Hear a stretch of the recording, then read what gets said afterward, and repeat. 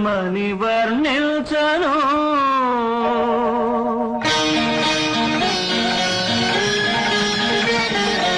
ఏమని వర్ణించను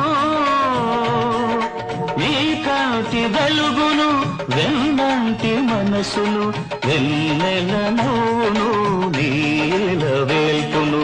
ఏమని వర్ణించను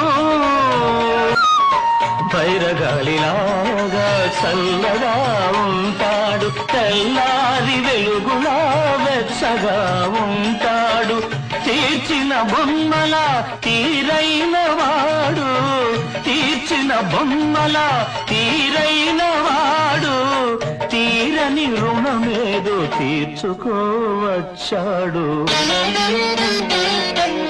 ఏమని వర్ణించను